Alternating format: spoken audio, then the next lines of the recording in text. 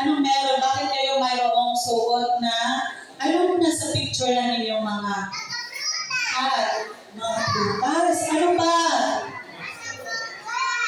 Gulay. Ang tanong ni Sister, kumakain ba kayo ng fruits and vegetables? Very No. good. And then I will find out. Kasi tatanungin ko kayo kung ano yung mga fruits and vegetables na kinakain niyo. Okay? So lagi natin tatandaan, bakit tayo nandito ngayon? Para magdilimang ng ating nutrition month. Ibig sabihin, tayo ay binalalahanan na kumain ng masustansyang gulay. May kumain na. Hindi lang puro masarap mga bata ha, kundi masustansyang gulay.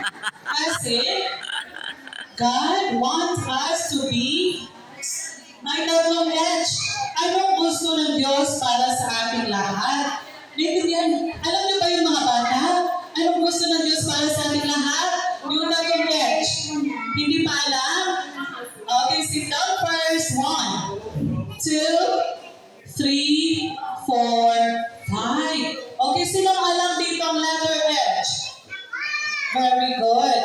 So, unahin na natin. Gusto ni Lord na magiging happy tayo. Sino ba dito ang sad? Wala. Sino ditong happy? Yan, very good. Yan ang gusto ng Diyos sa atin. Tayo ay maging masaya or maging happy. Ano pa kaya ang pangalawang H? May narinig ako. Yes po? Very good. God wants us to be healthy. Kaya nilikha ng Diyos, pag ilang araw kaya nilikha ng Diyos ang mga halaman, ang mga puno. First, second, or third? Sino ang nakasagot kay sister? Yes, Jessica.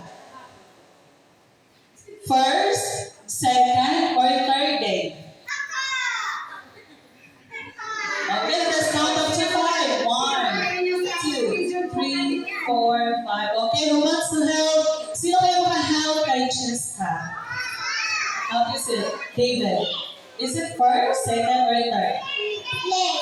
Oh, very good. Labas natin si David. Tama. On the third day, God created the dry land and the plants. Bakit kaya inuna ng Diyos na likhain ang mga puno at mga halaman? Bakit kaya bago tayo nilikha ng Diyos? Kasi inuna ng Diyos ang ating mga pangangailangan. Di ba gusto ng Diyos magiging healthy tayo? Kaya, alam mo ba, bakit inilikha ang mga gulay at prutas para maging healthy? Wow, very good! Tingnan natin si Dustin.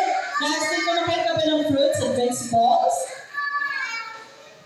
Very good. How about, wow, very good. Si Lenny, Samantha, si Jessica, si, anong pangalan mo, Bunso?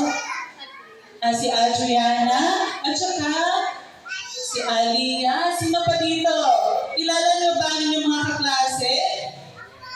Nandito tayo para maging friends lahat ha.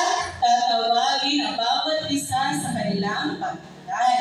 Kasi binigyan tayo ng pangalan ng Diyos. Busy, Esha, Paul, Ilya, David, Adriana, Frances, Samantha, Lily,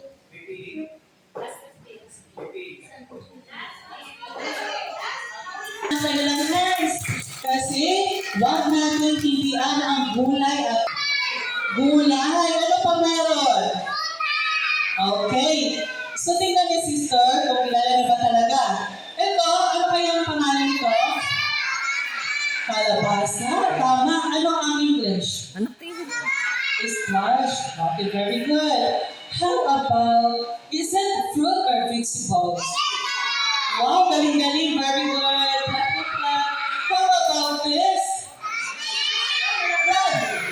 Ano pangalan? Banana. Banana. Ang banana ba ay vegetables or fruits?